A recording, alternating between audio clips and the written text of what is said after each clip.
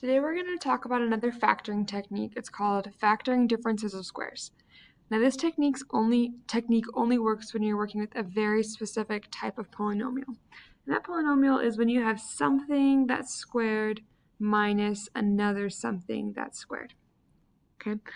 And we're first going to work through an example without any variables, just with integers, to show you why factoring differences of squares works the way it does.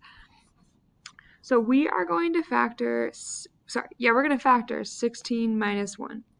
Now in this case we could obviously just perform the subtraction and get 16 minus 1 is 15.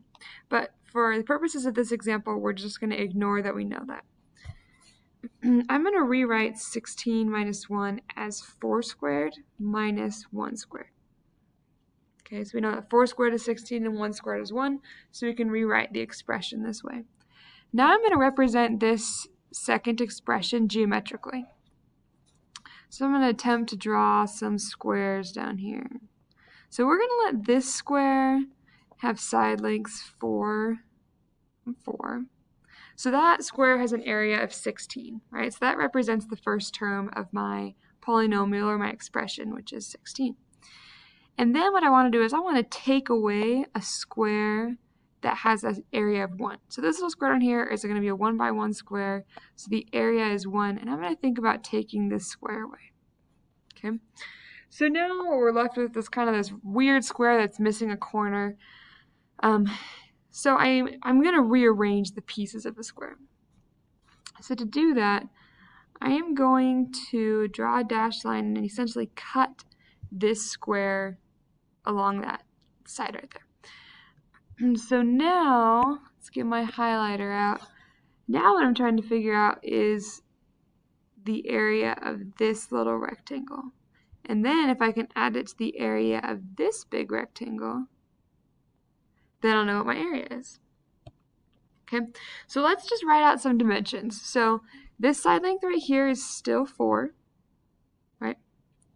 This side length down here, we cut off 1 unit when we took away this smaller square. So this side length down here is now 4 minus 1. Okay. This side length right here of our smaller rectangle, that's just 1. And then this side length right here is also 4 minus 1 because it started as a length of 4 and then we chopped off 1 unit. Okay. And then we can kind of do similar things. This top of the small rectangle is 1. The top of this rectangle is now 4 minus 1. Okay. Now what I'm going to do is I am going to take this smaller rectangle and I'm going to rotate it and put it down underneath right here. So both this side, the 4 minus 1, and this side are the same length, so it should line up. So let's see if I can draw this for us. So here's my original rectangle. Its dimensions are 4 by 4 minus 1. And then I'm taking this smaller one, the one that I just put a star in, and I'm going to put it down here. And I know that that rectangle has dimensions of 4 minus 1 and 1. Okay. So now I have a nice rectangle over here that geometrically represents the expression 16 minus 1, or 4 squared minus 1. Now if I want to find the area of this rectangle, I would multiply the length by the width. So the width is this 4 minus 1, and then the length is this 4 plus an extra unit. So it's 4 plus 1. Okay. So I'm going to prove to you that this worked just by multiplying this out. 4 minus 1 is 3, 4 plus 1 is 5, 3 times 5 is 15. So we did get what we expected to get. We knew that 16 minus 1 is 15. So the cool thing about this is let's look at the relationship between the dimensions of my new rectangle and the polynomial or expression that I started with, right? So these are really similar. We just have a bunch of 4s and 1s. We started with 4 squared minus 1 squared, and we just turned that into 4 minus 1 times 4 plus 1. And that is exactly how we factor differences of squares. So like I said before, a difference of squares means that you have something squared, like let's just throw in an a squared. The a could be any number or any variable, or a combination of numbers and variables. and you subtract another perfect square. And again, it could be numbers, variables, or a combination. And when you factor that, you get two sets of parentheses, and it's going to be a minus b and a plus b. And the reason why is because of this rearranging of rectangles and squares that we just barely did in our example.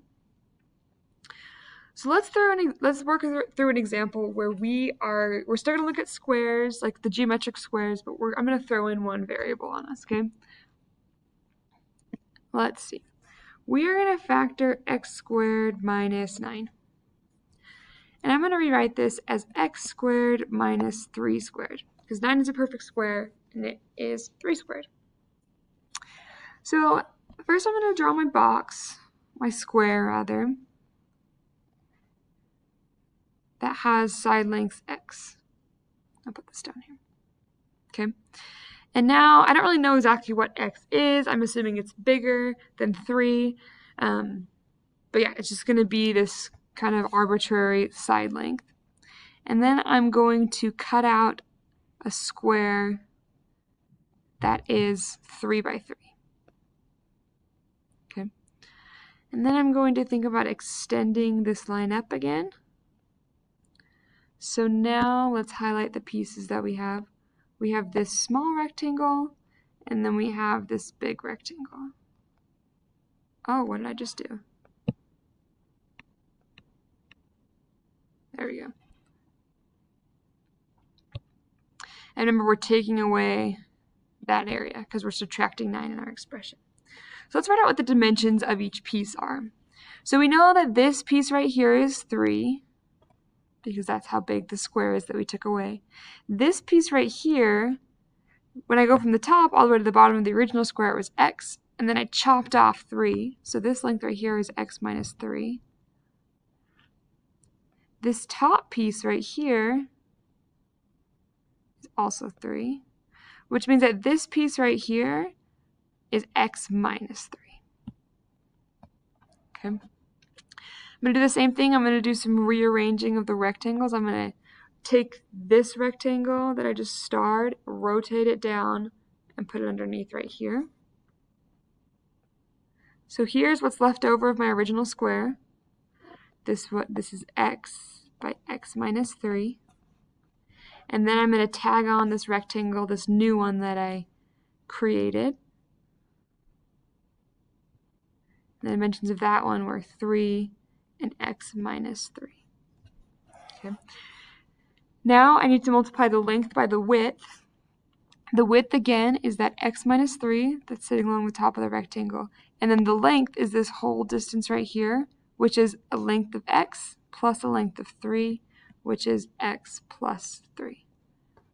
So then this is my factored form of this expression. Okay. Now one thing that I want to point out is that seeing the squares and the rectangles that I've been drawing is awesome, and I want you guys to know that so that you know why these things work. But I also do not expect you guys to draw squares and rectangles every time that you do this. So I want you to be able to get quick at factoring without drawing the squares and rectangles. So let's work through a couple other examples. So let's work through 4x squared minus 36. Okay. First thing I notice is that I have a difference of two things that are perfect squares. So this 4x squared is the same thing as 2x squared, and 36 is the same as 6 squared. So that means that I can factor that into 2x minus 6 times 2x plus 6. That's it. That is the factored form of 4x squared minus 36. Nice and easy. Let's do one that requires a little bit more work. So let's look at 81x to the 4th minus 16. Okay. Now this one looks a little different than what we've been dealing with because the degree of the polynomial is 4 rather than 2. But we can actually still use a difference of squares technique to factor this. And that is because 81x to the 4th is 9x squared squared. So if I square an x squared, I get an x to the fourth. So I can still see this as a difference of squares problem. Okay, so I have 9x squared, all squared, minus 4 squared. So I'm going to use my difference of squares technique to turn that into 9x squared minus 4 times 9x squared plus 4. Awesome. We factored it. Now, this is actually not all the way factored. I can factor more of this. If you look at this first set of parentheses, I have 2 perfect squares being subtracted. So 9x squared is the same as 3x squared, and 4 is the same as 2 squared. So I can actually factor this down even further.